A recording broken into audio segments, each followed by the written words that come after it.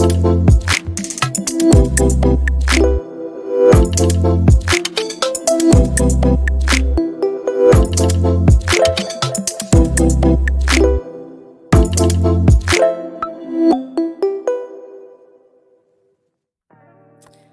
guys, tonight we're gonna watch this top 3 strange but true video from Mr. Ballin. This is the most tragic prank I've ever seen. So I'm just by myself right now. I might be scared to watch this video, but let's watch this, because to be honest guys, we haven't been watching Mr. Ballin for a long time, so we kind of like missed a lot of videos, but this one is perfect for this season. It's like what, 2 days before Halloween, and a lot of pranks going on everywhere, especially at this time. So before we start, Mr. Ballin is one of our favorite storytellers, especially like scary stuff, and sometimes he does talk about his experiences too that is scary. So guys, without further ado, let's start watching this top 3 strange but true. Sometimes the truth is stranger than fiction, and today we're going to look at 3 stories that demonstrate that. But before we get into those stories, if you're a fan of the strange, dark, and mysterious delivered in story format, then you've come to the right place, because that's all we do, and we upload once a week. So if that's of interest to you, please invite the like button to go on an all-expenses-paid trip to Venice, Italy, and the second you're both in a gondola, push them into the canal. A little bit scary. Also, please subscribe to our channel and turn on all notifications so you don't miss any of our weekly uploads. Okay, let's get into today's stories. Let's go.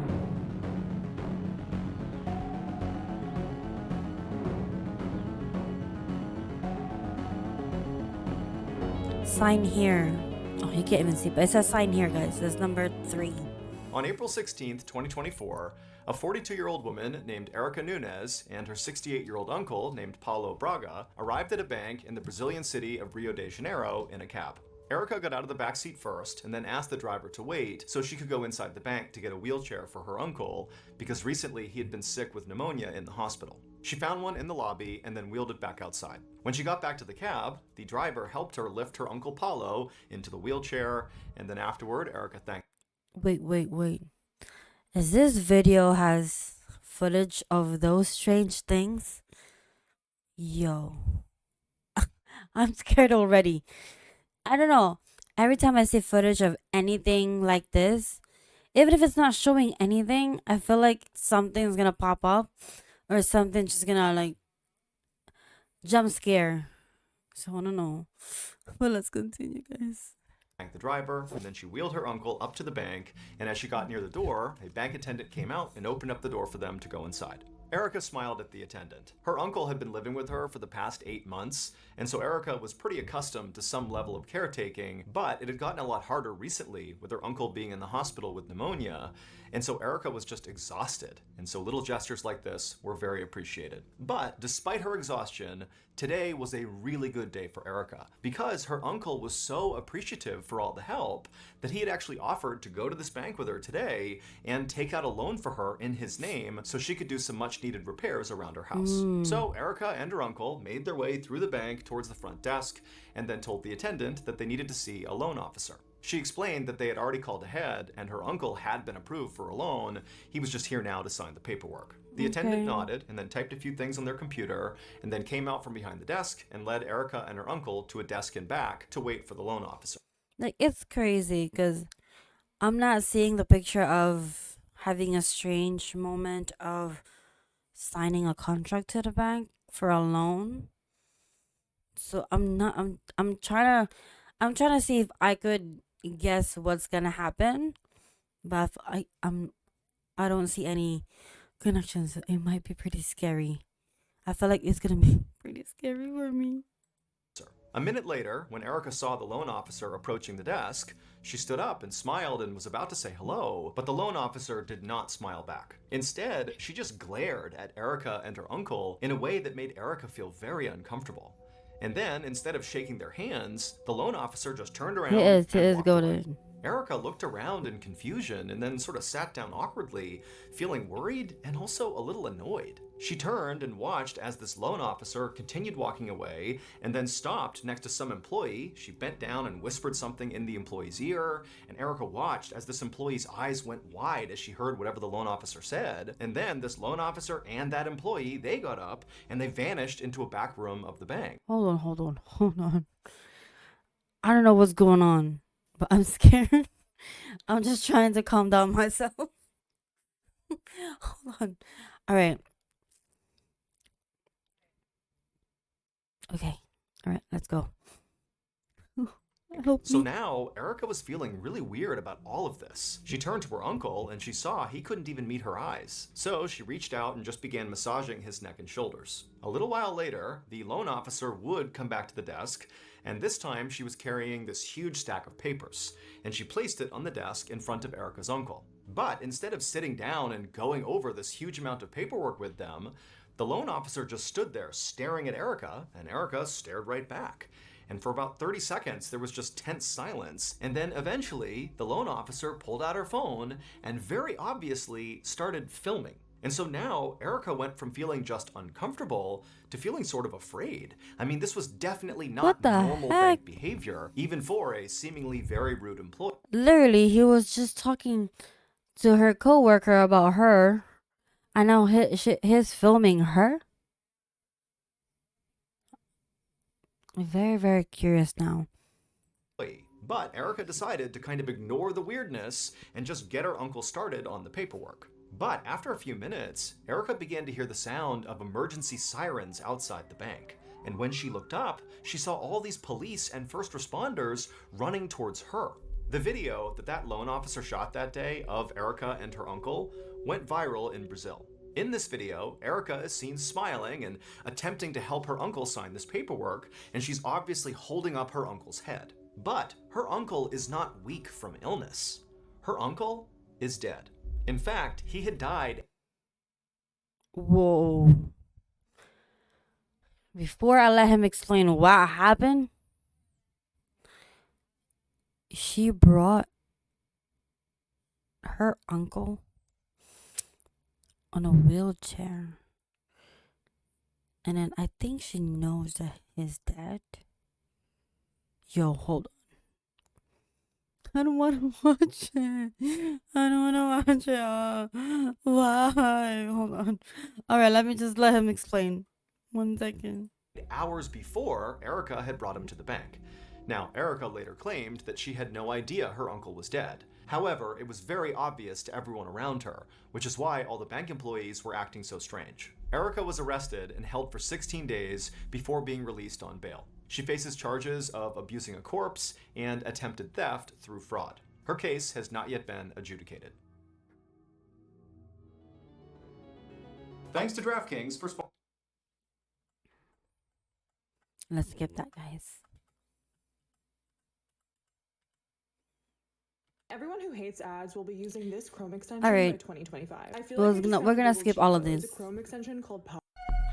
All right, before we go to part 2, I mean number 2, let's oh my god. Let's talk about the first one or the third one.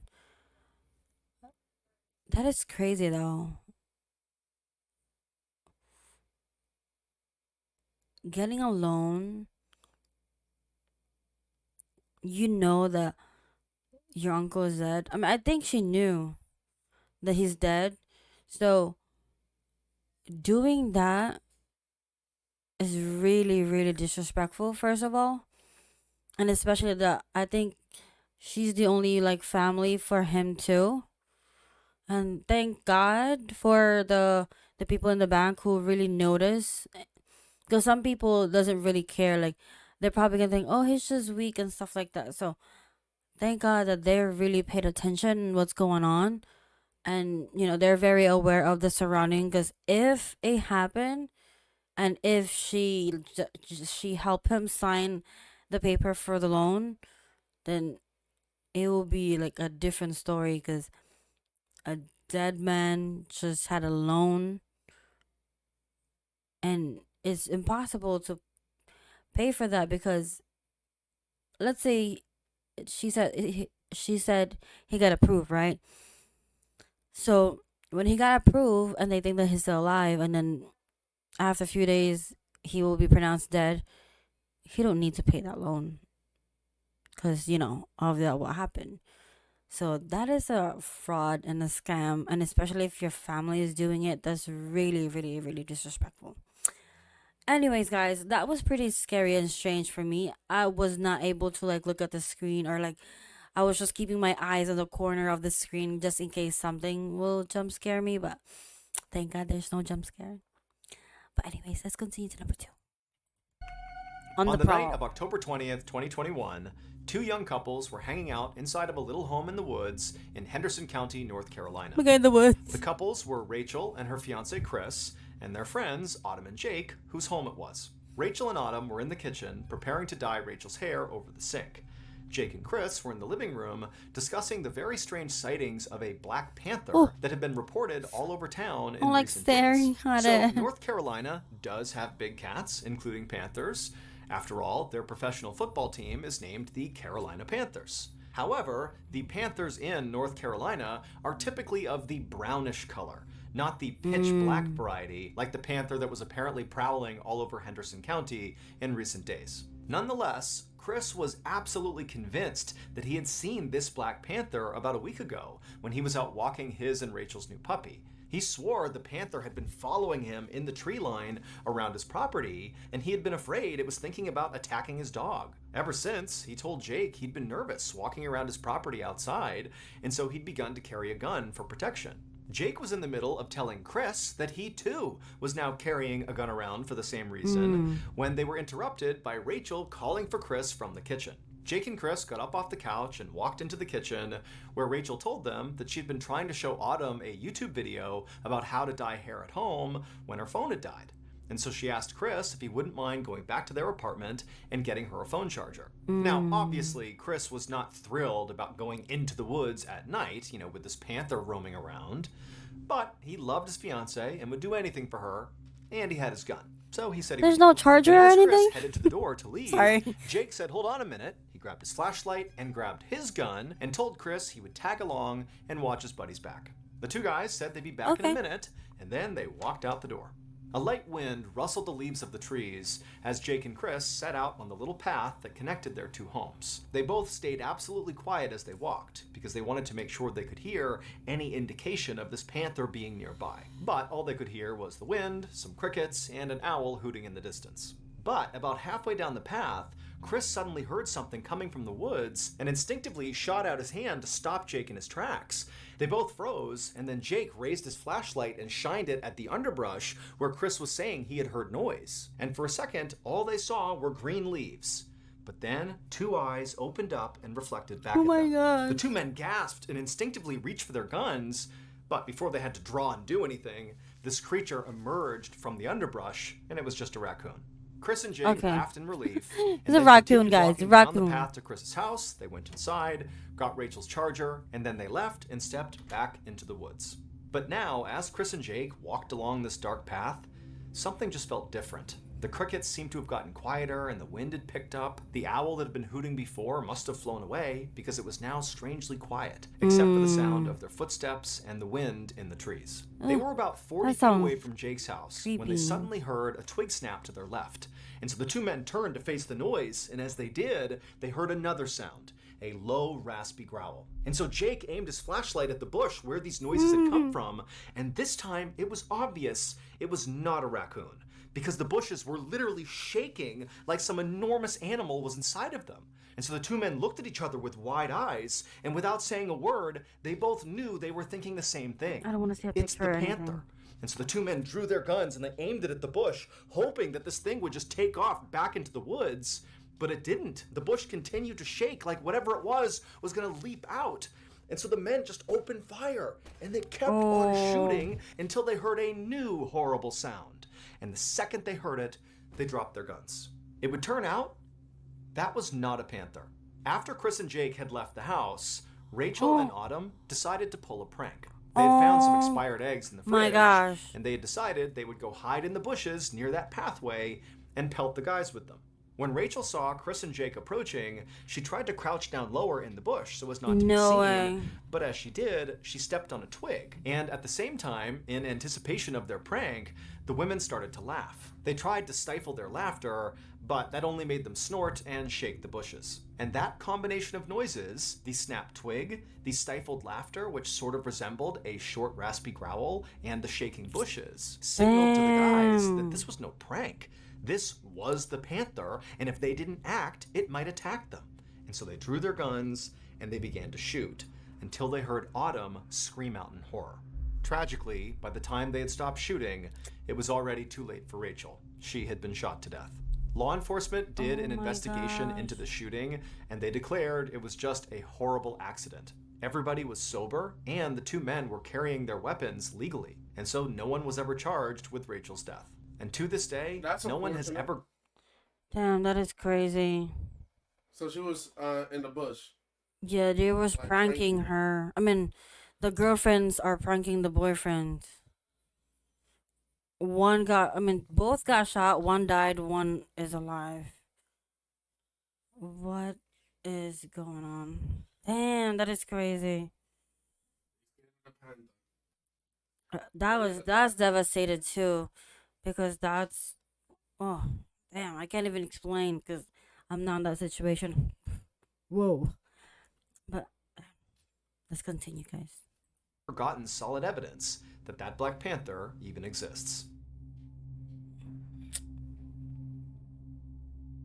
To get started in data analytics, you don't need previous experience or a degree. The Google Data Analytics Certificate will teach you to code in R.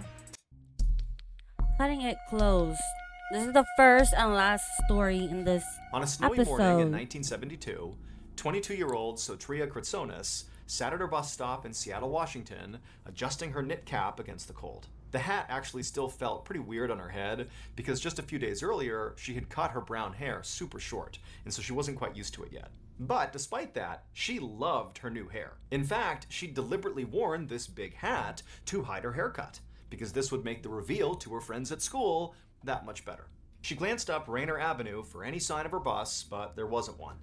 The city's public transportation system was all out of whack that day because of the weather, and so Tria was becoming pretty impatient because now her bus was over an hour late. She'd already missed her first class of the day because of this bus, and now she was in danger of missing her second class. And that's when she heard the beep of a car horn, and a pale yellow Volkswagen Beetle rolled up to the curb right in front of her. So Tria had to squint through the snow, but she could see the silhouette of a man in the driver's seat of this car, and he was rolling down the window of the passenger side and kind of waving her over. Curious, she walked up to the now open window and leaned in, and the warmth coming from inside the car felt great. And this is where Sotria got her first real look at the driver. He was a good-looking guy in his 20s, he was well-dressed, pleasant-seeming, just an overall normal-looking person. He explained that he'd actually been driving on Rainer Ave for a while, and he hadn't seen a bus in a long time, and so he offered to give Sotria a ride to her school. But remember, this is the 1970s, and hitchhiking at the time in America was pretty common, especially on the West Coast where Sotria was. And so pretty quickly, she agreed to get in because she knew this likely was her best chance at making it to school for her second class, and she was freezing. After the man pulled back onto Rainer Avenue, Sotria sat back in the seat, enjoying the warm air blasting out of the vents. And as she did, she looked out her window at the familiar route passing by. Sotria was about to apologize to this guy for making him drive so far out of his way when she heard him turn on his blinker. He was preparing to turn right. And this struck Sotria as odd because, as she had explained to him back on the curb, her school was a straight shot down Rainer Ave. There was no need to turn. Oh, it's So over what was for he you. doing? Sotria looked over at the man, expecting him to explain why they were taking this sudden detour. But the man just stared straight ahead. And then a moment later, she heard the blinker turned on again, and she looked up and saw they were about to merge onto Interstate 5 southbound, which was definitely not the way to Sotria's school. And now Sotria felt a pang of fear.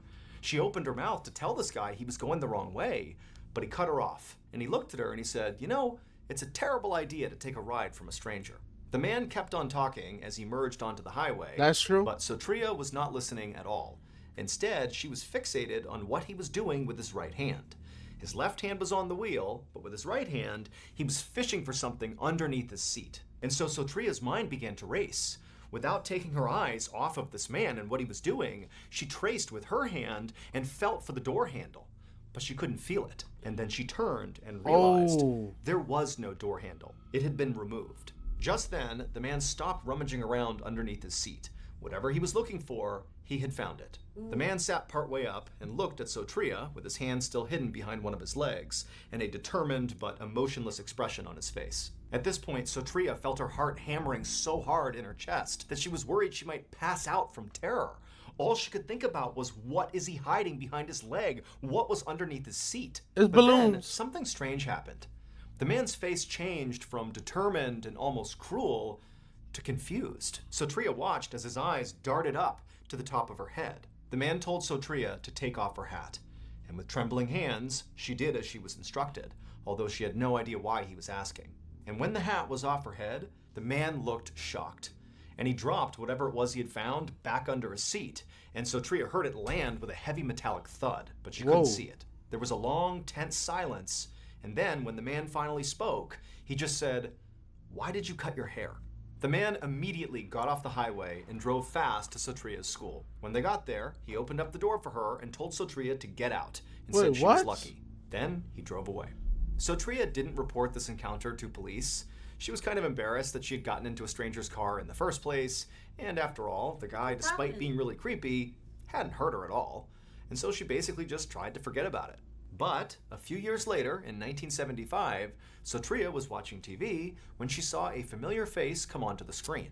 It was the man who had given her a ride, being led into a courtroom in handcuffs. Sotria dropped everything and turned up the volume, and what she heard made her numb with horror. Because the newscaster was saying that this man who had given her a ride was a suspected serial killer accused of murdering dozens of young women who he would lure into his pale yellow Volkswagen Beetle and then bludgeon them to death with a crowbar or tire iron. And he had a very specific type when it came to identifying his victims. They were young women who all had long brown hair.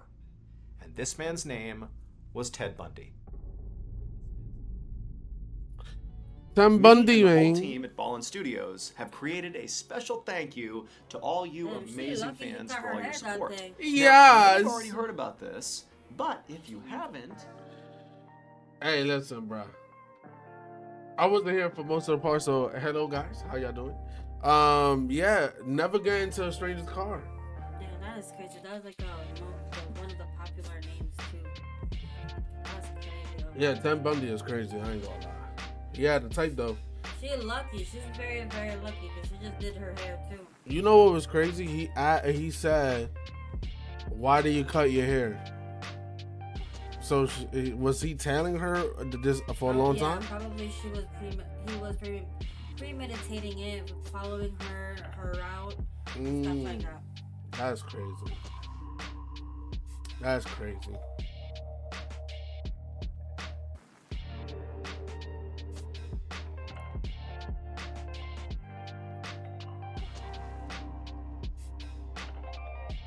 Well, guys, like my girl always says to end the video. So don't forget to smash the like button, subscribe to our channel, and turn on notification bell. We'll see you guys next time. Peace.